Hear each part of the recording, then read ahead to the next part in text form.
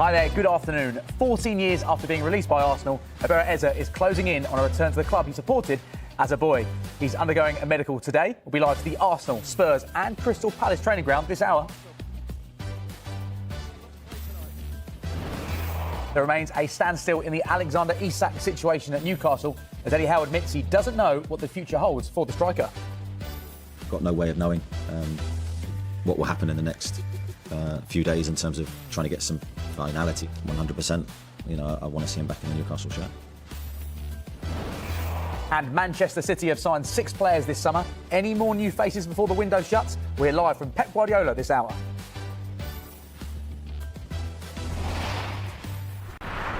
A very good afternoon to you, wherever you're watching us, and to former Premier League striker and Wales international Rob Earnshaw. Eberechi Eze is undergoing a medical with Arsenal today. That's after they agreed a deal with Crystal Palace worth £67.5 million yesterday. Rob, it's been a brilliant summer so far for Arsenal. Just what will Eberechi Eze do to their chances of doing something really special this year? Do you know what? I think they've relied on the creativity. Obviously, Saka, you got Ødegaard. Then that magic, you know, I mean the creativity, somebody who can dribble, somebody who can, get the ball and make a pass or, go past 2 or 3, score a goal as well.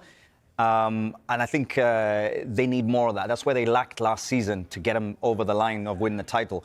But I think Eze brings that. And I think he definitely brings them closer to winning that title, for sure. In terms of the options they've got on the left-hand side, is it fair to say that he'll be an upgrade on what Arsenal have had in the last 2 years? Gabriel Martinelli, in terms of his output, hasn't been where he was 3 seasons ago. Yeah, listen, I think Martinelli is a very good player. He's talented.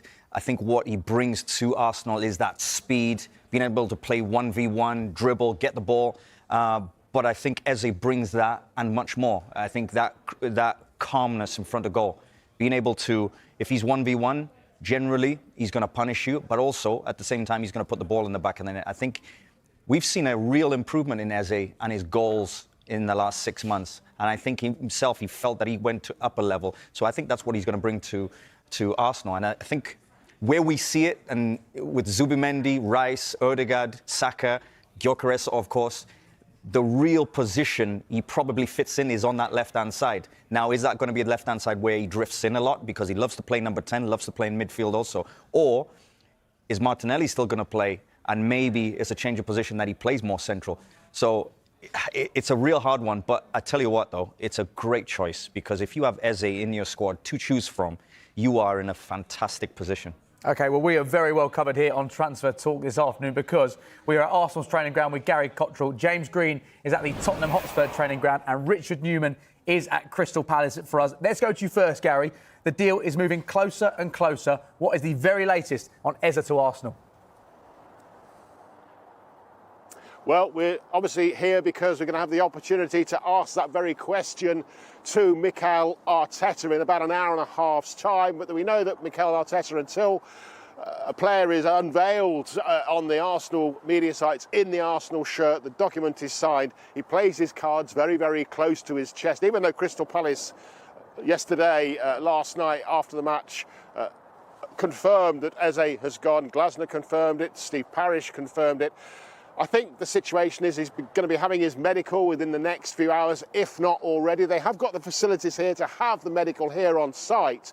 But the way it's been the last few transfers is that they've gone to have the medical somewhere in central London and then come here just to finish off the final fitness checks. That's got to be done before 2 o'clock this afternoon. So within the next couple of hours, if he's going to be registered to be able to play against Leeds on Saturday Night Football, that won't happen. It won't be done or announced any time like that. It'll be probably much later on today or even tomorrow when the announcement comes.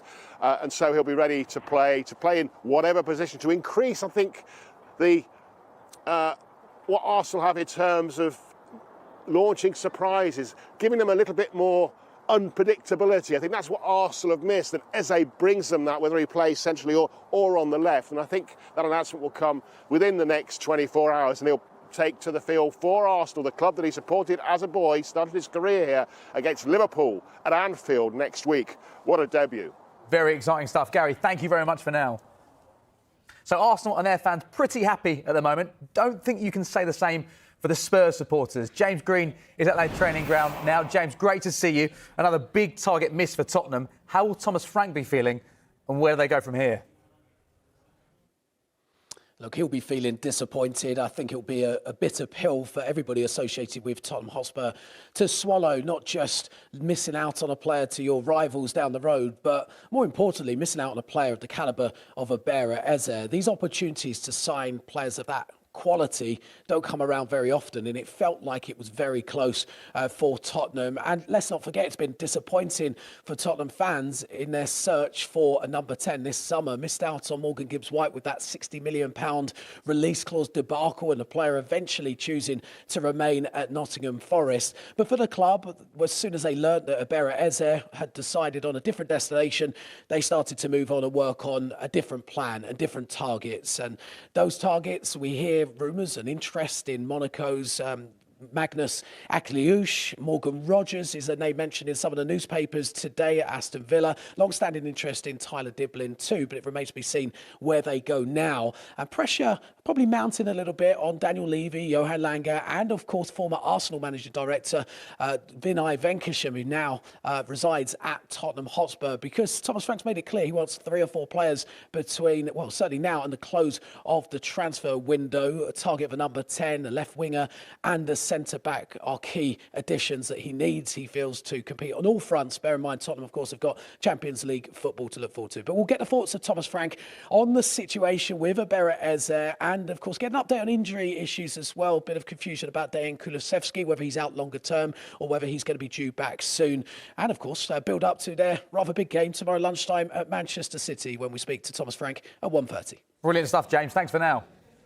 So that's the North London angle covered. Let's head south of the river now. Richard Newman is at Crystal Palace's training ground. Richard, a very good afternoon to you. Oliver Glasner, very clear last night that Crystal Palace need reinforcements, and they need reinforcements quickly. Do you get the sense he'll get his wish once Eze's departure is officially confirmed?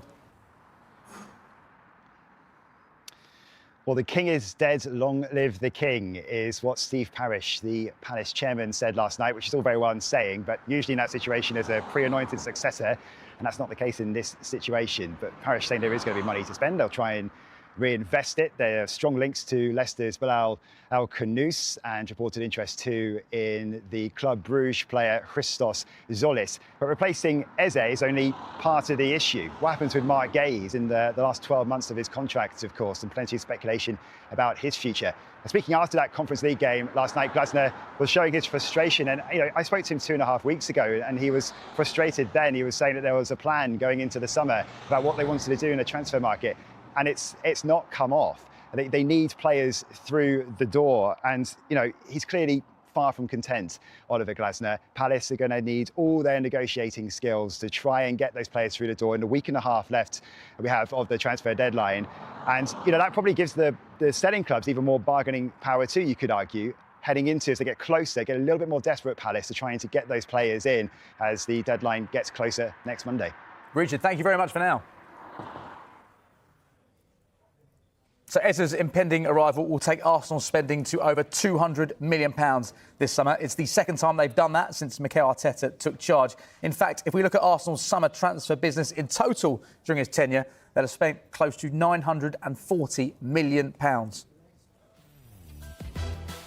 you can see Arsenal in action against Leeds on Saturday Night Football. Live coverage from the Emirates gets underway from 5 p.m. tomorrow on Sky Sports Premier League. Elsewhere, the Alexander Isak saga continues to rumble on at Newcastle, with Eddie Howe confirming Isak will play no part against Liverpool in the Monday Night Football. Let's hear some of the key soundbites from Howe's news conference a little earlier on today. I'm not a fortune teller, unfortunately. I'd love to be. But I've got no way of knowing what will happen in the next few days in terms of trying to get some finality on the situation. So, yeah, I'm in the same boat as everybody else, really. No, there's been no change. So he, again, won't be part of your squad? Is that your expectation? Yeah, no, he won't be part of the squad for this weekend's game. Me and Alex had conversations towards the end of the season. Yes, I'm not going to sit here and deny that. Did you say he wanted to leave? I think I've always said individual conversations are better off remaining private, but we had conversations at the end of the season. I have conversations with him near enough every day when he's here at the training ground, so that wouldn't be abnormal. But yes, we had discussions about his future. Yeah, I haven't seen him this week, I don't think. I saw him last week. Yeah, when I see him, we speak as normal. There's no issues there between us. The supporters will always react off how a player plays and what he gives the team. Now, this has been an unfortunate situation, but there is always two sides to every story. There is always more than even I will know, because there's conversations and things that have taken place way out of, far away from me and my knowledge and understanding of it. As I said, I've been focusing the last 3-4 weeks on the team. He's contracted to us. He's our player. My wish is that he would be playing on Monday night with us, but he won't be, and that's regrettable at this moment. But he, 100%, I want to see him back in a Newcastle shirt. So Eddie Howe confirming there has been no change with the Alexander Isak situation. He also adds, unsurprisingly, Isak will not be part of the squad for the game against Liverpool on Monday. Rob, can you see Liverpool potentially acting after this match on Monday and going in with one more bid? In my opinion, I think next week heats up. After their game on Monday night, right? I think it heats up because getting closer to the transfer window, it's crunch time. The negotiations always heat up towards those last few days, and especially after they played each other, especially when it heats up where I think Isak and probably Newcastle will have conversations after that game. And then it's whether Liverpool want to go higher than what they've bid before, and how close do they go to that, what we say, the 150 million. How close do they want to go? What do they have? And that's going to be the key in whether Isak is allowed to go or not, because I don't think Newcastle will allow him to leave for anywhere where they think that's too cheap. They've already turned down what we feel like is 110 million. He's got 3 years left in his contract. Exactly. And I think Newcastle want to stay very, very strong with it. And it's going to be so interesting. I actually can't wait, but I think the game should be pretty good as well. Oh, the game is going to be brilliant. I think it just added more spice. It's already a historically great fixture, but it's just added more spice because of it. And it's just going to be so interesting. But listen, the one thing I do want to say is I want to see Isak playing football. And I want to see Isak doing his thing on the pitch, because I think he's fantastic. I think he's world class. And whichever way it is, I would love to see it get done. Whether it's Liverpool, whether it's Newcastle, I think he'll be fine back at Newcastle. And obviously, we see him at Liverpool. I think I see that very clearly. I think he'd be fantastic there. OK, a very busy start to transfer talk. Manchester United make the trip to Fulham live on Super Sunday. But will they be doing any late business in the transfer window? Ruben Amorim will hold his pre-match news conference later this afternoon. Let's join our reporter, Daniel Khan, who'll be there for us. Daniel, it looks great in that brand new training ground. Will there be any brand new signings between now and the end of this transfer window? Yeah, afternoon, James. I mean, I think there's been a lot of focus in terms of incomings. I mean, United have already done so much of their business in terms of those forward positions, bringing in the likes of Benjamin Sesko, Matthias Cunha and Brian Mbeumo. But it seems the focus after that 1-0 defeat to Arsenal last week is very much on the goalkeeping section of the team, especially after Altay Bayındır conceded the goal he did against Ricardo Calafiori from that corner. And that has led to so much conversation over the last week around, do Manchester United need to reinforce in that goalkeeping position? Now, Ruben Amorim has been adamant he is happy with his 3 goalkeepers. Andre Onana was still out through not being match fit. And I think another week of training, he could be fit for Sunday, which will ask Ruben Amorim that very question on Sunday. But the focus for Manchester United, whether they need to bring in a goalkeeper or not, has to be on outgoings in the next week or so, week and a half or so until the deadline. The likes of Rasmus Højlund, who has been heavily linked with Napoli after a former Manchester United striker, Romelu Lukaku, has picked up an injury in Italy. Højlund now looks perhaps more likely to go there, but Manchester United want an obligation to buy rather than an option. And then you also look at Alejandro Garnacho, still at the club with a week and a half to go. And there's a lot of conversation around, will Chelsea meet Manchester United's evaluation around Garnacho, their evaluation being around £50 million, James. And the question is, would United drop that with the deadline coming? The only counter I would say to that, James, and be very interested to hear what Rob has to say later, but for Manchester United and for the player, it's just as important for him as well, because just bear in mind, in the last week or so, he's been left out of the Argentina squad for their upcoming international. So he needs to get back to playing football if he has any chance of playing in the World Cup next summer. And I'm sure Rasmus Højlund will be thinking the same. But what we'll do, James, is ask Ruben Amorim all of these questions, look ahead to Fulham, see what they can build on from that Arsenal defeat last weekend, and I'm sure plenty more when we hear from him from just after 1:30. Great stuff, Daniel. Thank you very much for now.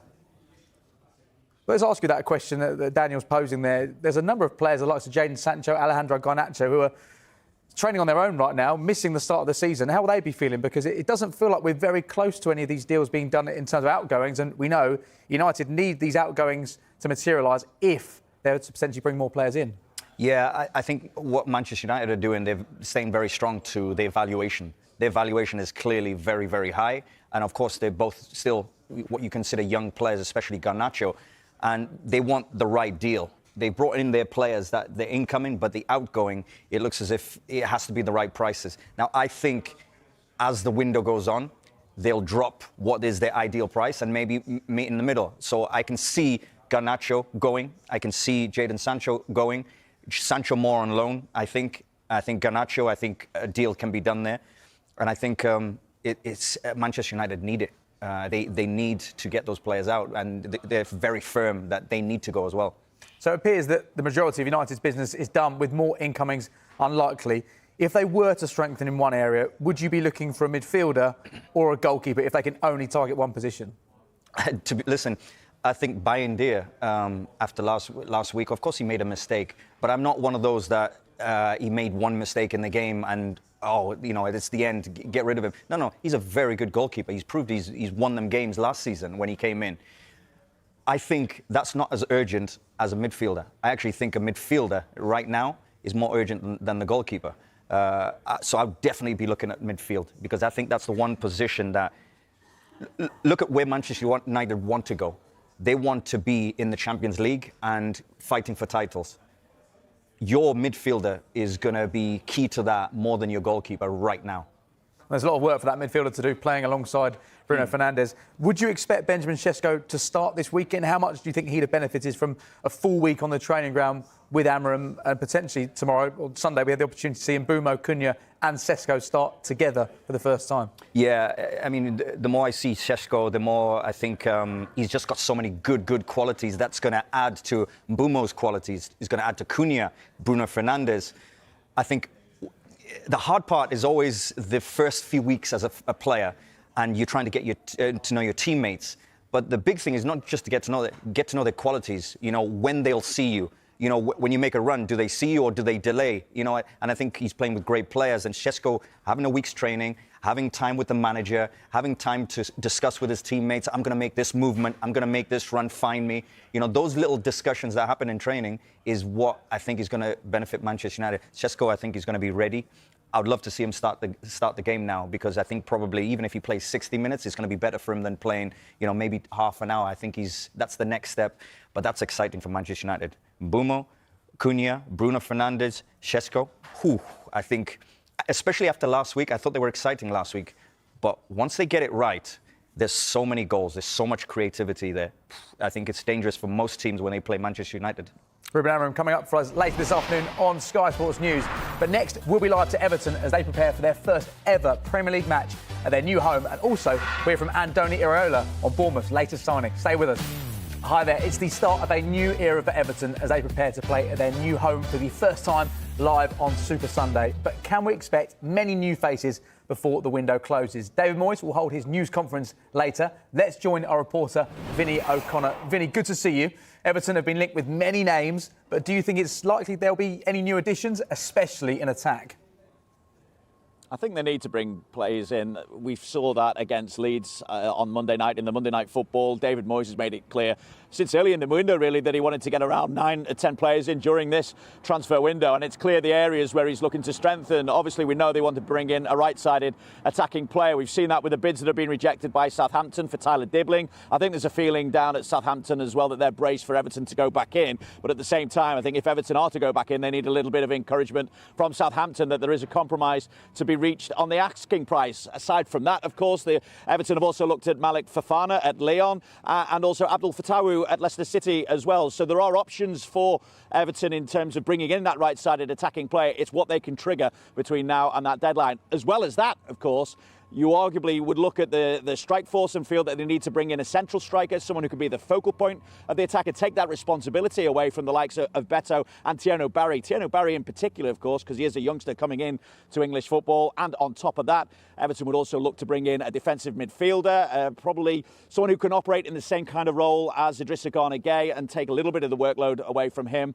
And Everton would also look to bring in a right back. I think we saw against Leeds United in the Monday Night Football the fact that Everton started that game without any natural fullbacks in that starting 11 because of injury at left back and of course Jake O'Brien playing at right back, an emergency right back if you like, because of course his natural position is centre half. So the expectation is that Everton will be able to do business between now and the end of the window, but obviously it's not going to happen before that first game at their new stadium, Hill Dickinson Stadium, on Sunday when they welcome Brighton to it. You expect a big game atmosphere. That will obviously help this Everton squad. For now though, David Moyes will be working with what he's got.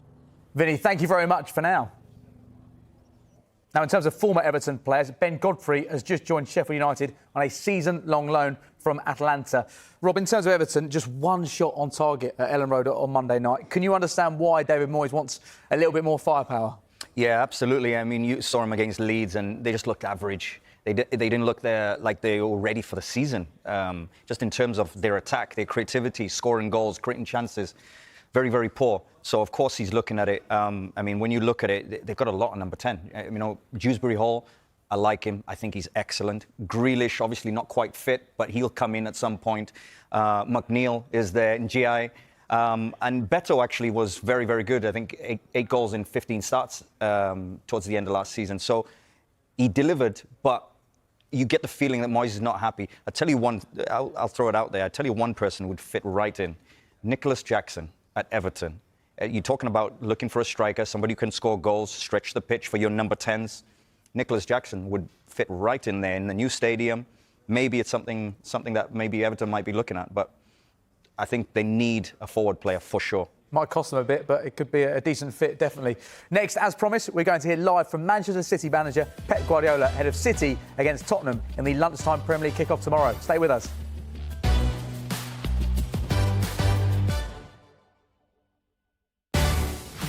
Hi there, welcome back. Ruben Dias has signed a 2-year contract extension at Manchester City this morning, which will keep him at the Etihad until 2029. Great news for Pep, and let's hear from him now because he's speaking ahead of their game against Tottenham tomorrow afternoon. Set embargo partly through till 10:30 p.m. this evening. So we'll start with Ian. Hello, Pep. Can I check, first of all, you had quite a few players who missed the first game of the season. Do you expect to have anyone back available for the Spurs game? Yeah, Rodri and Phil last game, they were out, but for just the reason why lack of training and rhythm, they were not traveling to Palermo, and the other guys was all pre-season doing that, but they were not for 90 minutes against Wolves, but they were ready, and of course they are ready for tomorrow. And all the other players, none of them will be available? Kovacic, Josko and Savio, the only ones, and Bet, the only ones they are out. Okay.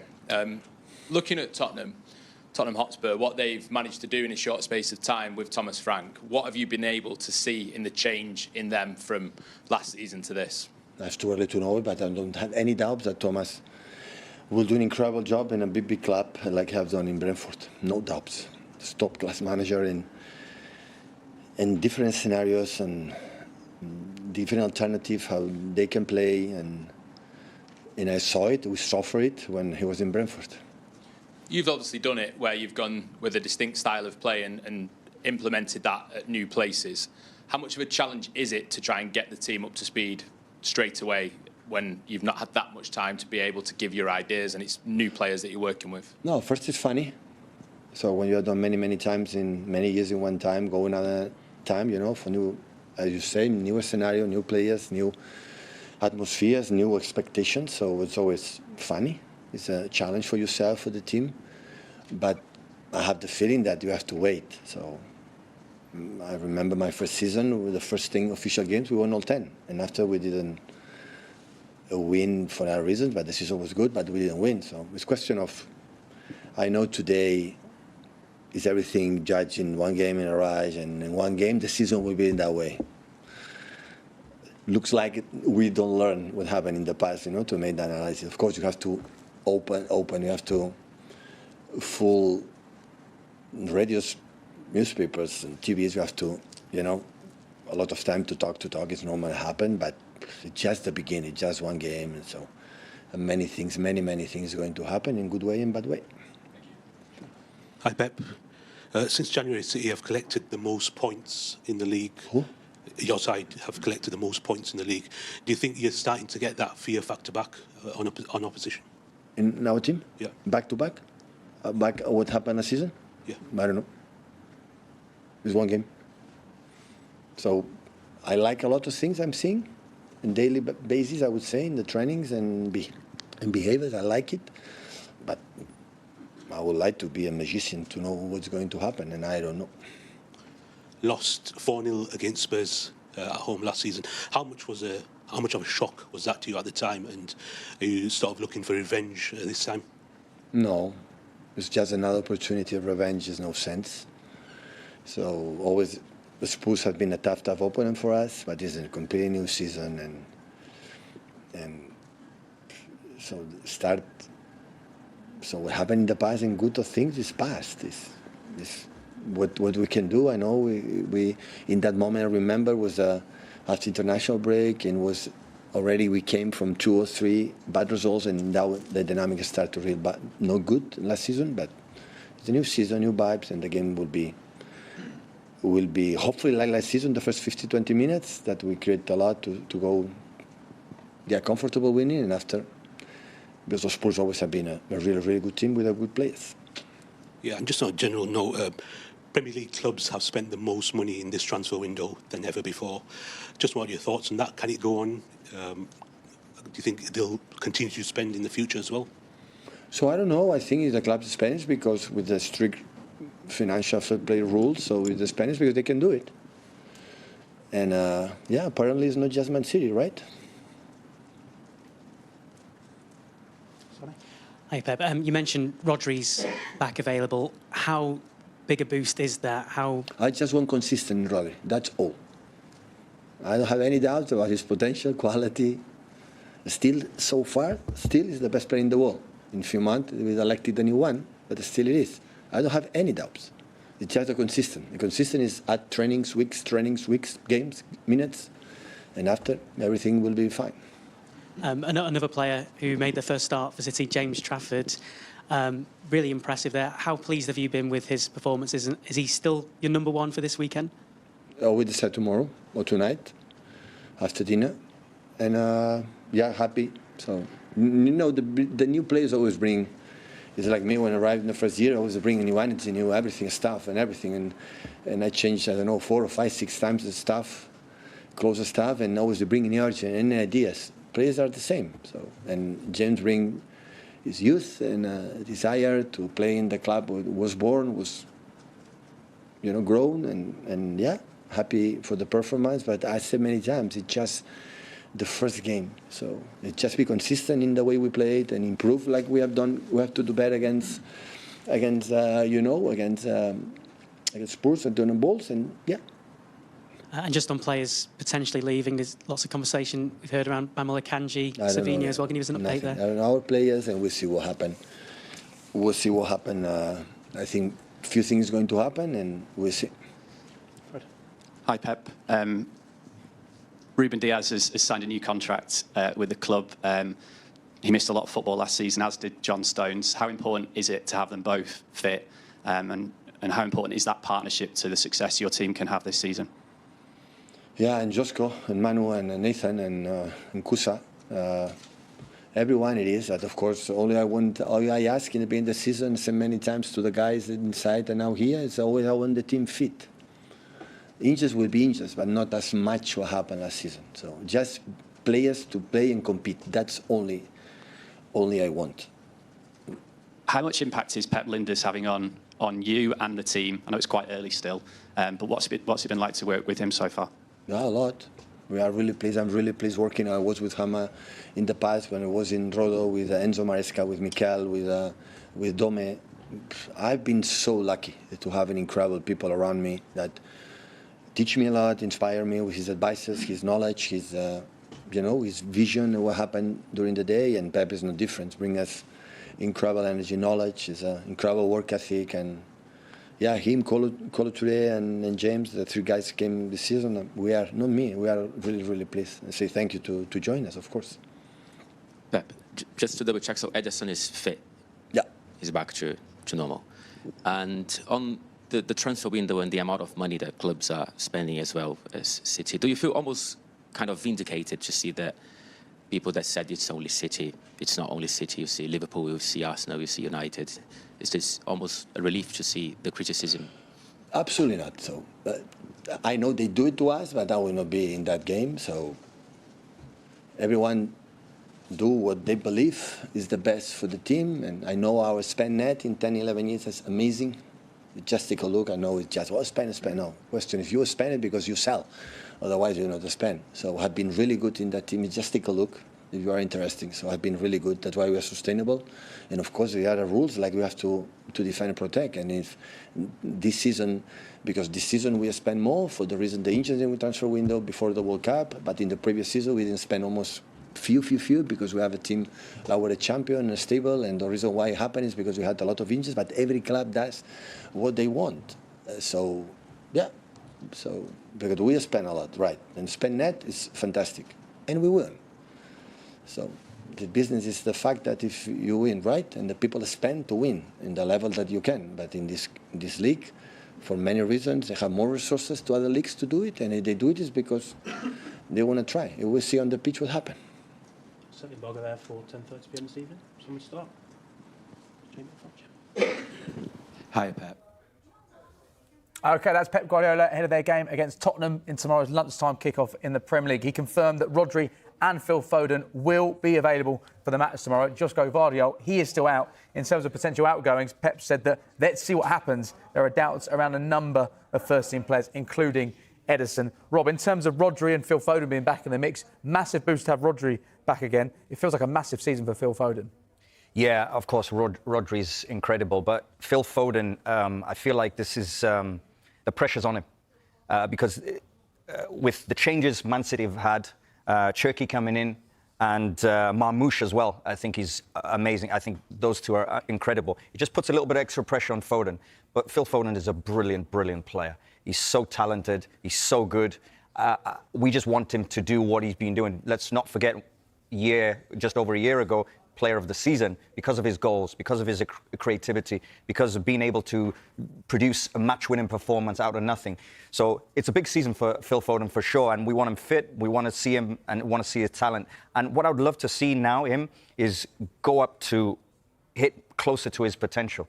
We thought he's going to replace Kevin De Bruyne naturally. He's had a couple of years of that. But Cherki's come in, Marmoush is come in, and of course Oscar Bob. You know, you talk about Doku, and is he going to play central, or maybe does he play out wide also? But one thing for sure is Phil Foden is brilliant, and it's just whether he's going to be involved, play, and also compete, because Pep Guardiola wants his players to compete. So it's up to you to keep your shirt. Foden, it's there for you if you want it, really. That's what I take from those signals from Pep Guardiola. OK, much more from Pep to come on Total Football later this afternoon. Coming up next, we'll be previewing the Friday night football between Chelsea and West Ham, and we'll hear from Bournemouth coach Andoni Iraola.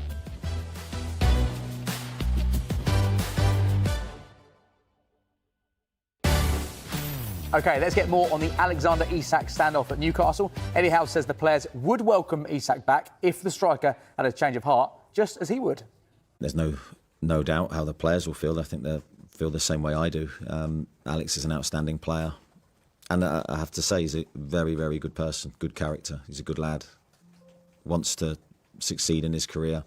This has been a really difficult situation for him, for the players that we have, to sort of see us without him. I think they've handled it really well. But if Alex decided to come back and play for us, the players would welcome him back. It could be a busy end to the transfer window for Newcastle. Howe confirmed no deals are close to completion, but the club are active in the market as they search for a replacement for Callum Wilson. We're working hard on incomings. I wouldn't say we're close. Still have a little bit of time, but that time will go very quickly, as we know. So we're in a position where I think the squad's in a really good place, but we're still looking to replace Callum Wilson. That's sort of the big area that we're working on. I think for us, we are still actively in the market, but I think I say all the time, any transfer has to be right, and for a number of reasons. And this is the sort of, with PSR, you're always trying to manage that situation. So if we make a signing that goes against sort of the long-term planning, we can put ourselves in a very difficult position again very, very quickly. So no Isak in the Monday Night Football as Newcastle take on Liverpool. Anthony Gordon probably most likely to play as the central striker. How desperate is their need to sign a striker and keep Isak? It feels like if he goes, they need two strikers. Yeah, I mean, for me, it sounds like they're ready, open, that if Isak comes back, he could be ready. But Gordon's very, very good up top, and he did play there last season. But, of course, Newcastle need a striker, especially looking at Isak wanting to go. They're already clear on that. I see the likes of Nicholas Jackson, Wissa, any of those I think would be perfect. Personally, I think Wissa would be a very, very good player for Newcastle. He would score goals, he's creative, and he fits, and he's got great movement. I love his movement, and he's a finisher. Now, Bournemouth pushed Liverpool all the way on the opening day of the season. They host Wolves tomorrow. Let's hear from Andoni Iraola, beginning with their signing, winger Amin Adli from Leverkusen. I'm really happy to have him here. I think he's an established player, even if still good age. I think he's still young. He has some experience, as you said. He has some titles. That is always difficult for us, no, to sign players that have won important things. And I also have very good references about his character, his work rate, his honesty. The first impression talking to him also have been very good because he understands the game.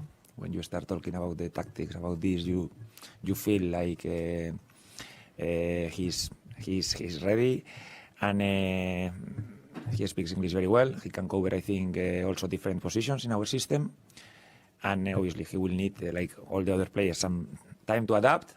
But I think with his experience, his personality, I hope, no, it's less time than in other cases probably. Certainly feels like an exciting player. The fans are excited by the work that you've done so far in the window, despite selling players. The big question for the fans will be, who next? What are the positions are you looking to recruit for between now and when the window shuts next week? I don't know how it's going to finish. No, it's true that we are probably, you ask me, one position you are looking probably is a central defender. We've been with the centre backs. All the market. I think is good that Bafode could play the other day, but it's probably like a. And then you have to be open. You have to be open because you never know what chances are going to appear in the market, and the club will be ready, to improve the squad. Yes. One player you've been linked with is Axel Disasi. Is he someone you're aware of, someone that you think could fit into your squad? I will answer you the same. I answer every time you ask me about other players are not our players. We cannot talk about players from other clubs. I think we have to be very, very respectful with these things. Mark McAdam asking the all-important questions of Andoni Iraola there. What have you made of their business so far? Because a number of key players have gone, but credit to Bournemouth, they have replaced pretty much all of them really quickly. I was in 2 weeks ago and we were talking about how much of a disaster Bournemouth are in. They've lost the whole defence, but I think they're just so sharp, so smart. They've pretty much completed and replaced all their players. The defensive structure, you can now see a sign there. Obviously, Kirk has going. Truffer is now their good player. And you just look at where they are. They've got very good players. And I think the key is, I think people forget that Evan Nielsen, Semenyo, Kluivert, they've got really good players already. But they've added in a few pieces, and I think they'll be fine. You really like Evan Nielsen, don't you? Yeah, I do. I just think, people think that this is maybe, he's just kind of come in. He scored goals at Porto. Saw him there. And he scored goals in the Premier League. And so he's just continued to impress me. His movement, I think his finishing is brilliant. And also, there's a hunger about him. There's an aggression about him. Whether it's crosses from different areas, he can score 1v1s. He's got a little bit of speed. And that just calmness in front of goal. He can finish. So I just think he's a great, great striker. And I wonder if the best bit of business they've done this summer is signing Antoine Semenyo for another 5 years, because we saw just what he did at Anfield. Could be another really big season for him. Yeah, do you know what? He just continues to elevate himself and he continues to impress. At Liverpool last week, I was looking at him and saying, okay, there was periods where he was quite quiet, but then you think, where's he going to score the goals? David Brooks goes down the left-hand side. He bursts into the box, bang, goal. And then a second goal, running at speed. Van Dijk is ahead of him. Konate is there, and he just goes shift, bang, goal. Decisive in the moments at Anfield, big pressure player. I like him a lot. Rob, it's been great. Thanks for joining us.